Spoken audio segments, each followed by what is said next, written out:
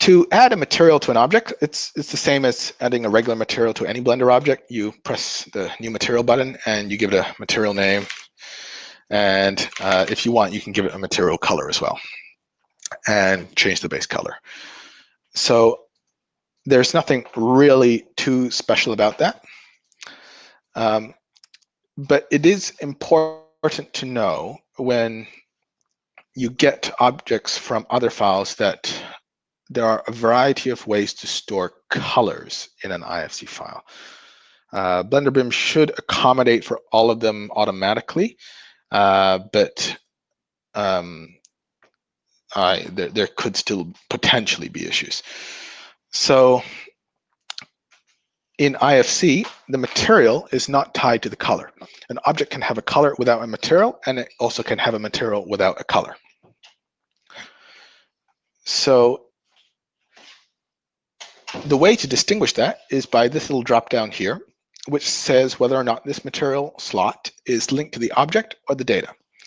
Right now it's linked to the data, which means that if I have two duplicated cubes, and I'll show you that. So if I move it into material mode, these are two linked duplicates. So if I edit one, the other one edits as well. The materials are linked. So if I change one, the other one will change. And that's because they have a material assigned to the object itself. Now, if I change one of these to object, it means that it can have a different material, even though the object data is the same. So you can see that if I edit one, the other one also is edited. So let's just select that. But they have two different materials. And it's the same thing in IFC. In IFC, you can have two different objects with two different colors. Or sometimes you can share the color by the fact that they have the same material assigned. So that's the way which you distinguish it in Blender. It's a bit of a one you might miss if you don't know that it's there, but it's a pretty important distinction to make. So if I go in, let's say import a, I have a sample project here from Revit, you can see that it's imported a series of materials associated with this object.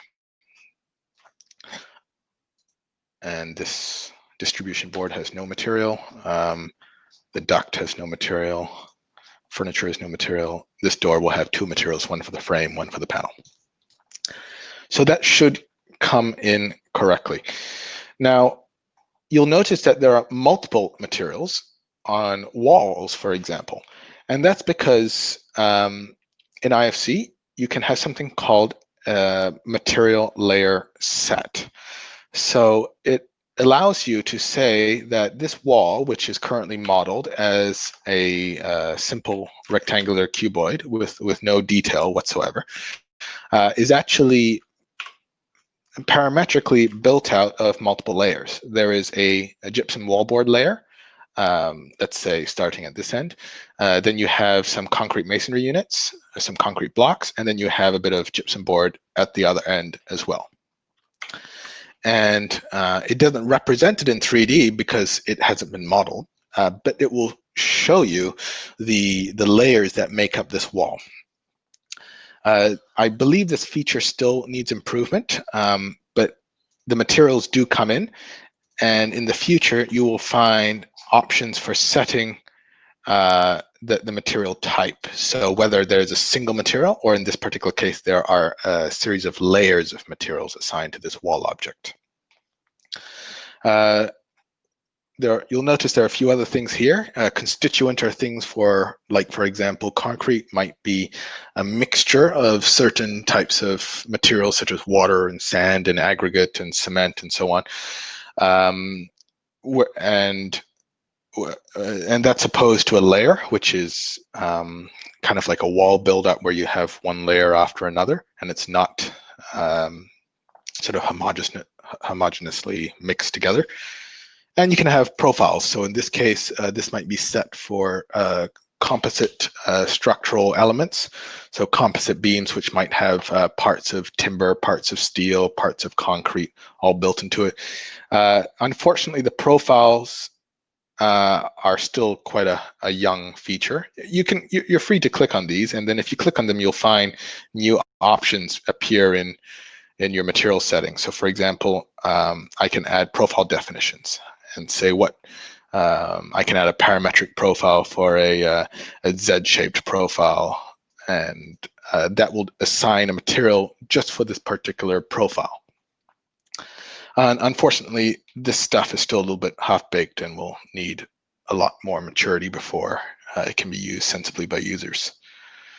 This material profiles is heavily used in structural analysis though, but not in other features. You'll notice here that materials themselves can have properties. At the moment, these are only defined by an external CSV file. And if I add that, you can see there's no data associated with it.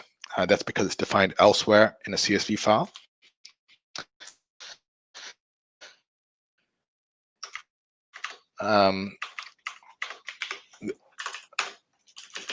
So for example, again, in the BIM data dir, a lot of data you'll find in here. I do recommend digging through it, just exploring. There's a material folder, which has a beam in there, and you can see it's got a couple of CSV files which defined material properties of that beam. So for example, I can see that this particular material property set has a Young's modulus of that and a Poisson ratio of that. Unfortunately, right now, there's no interface for that in the Blender UI, but just to let you know that the feature does exist, and at the moment, it's hidden and defined in CSV files elsewhere. Yeah, materials can have attributes as well. There's not much that you can put. You can give it a name and a description. If it's a set of layers, you can give it a priority. Again, unfortunately, you'll need to read the IFC spec to know how to fill these values in at the moment, because it is something that the UX needs to be improved a lot. For example, a priority would let you know when two walls overlap, how do the layers combine with each other? You know, which layer has a higher priority than another layer and will overlap first.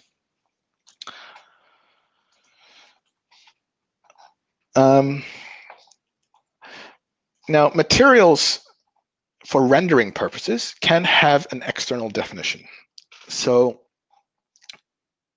IFC will store simple colors, so it will store the base color as well as a viewport display color. The viewport display color is the basic surface color that you might see in an IFC viewer. The IFC viewer may show just the surface, or it may say, look, I can do some basic rendering, and it may look for what's called the diffuse color of the material. And that will be stored over here. And so they can be different. So just as you know, in rendering, you can have a single color shown on screen here. So for example, here it's this yellow color. But if I sorry, this is linked. I have to press use nodes to get it to be different. Otherwise, by default, it's linked. But if I press use nodes, that means I can specify a separate diffuse color. So for example, blue. And you can see that when I switch to a rendered mode, it now looks blue. And if I look at it in just regular viewing mode, it looks this color. And those who come from CG rendering know that this is quite common. You can see an object as a certain way in a viewport, but when you want to render it, you give it more detailed settings like roughness and metallicness and things like that. And IFC is exactly the same thing. This will be the viewport, and if you want, you can click use nodes and set a different color for a diffuse color, and you can set it in here. I have to check. I think it does actually pick up some of these properties. I think it will pick up roughness, and it may pick up specularity. Alpha is picked up as well if you want to give it slightly transparent material, such as for windows in an IFC file.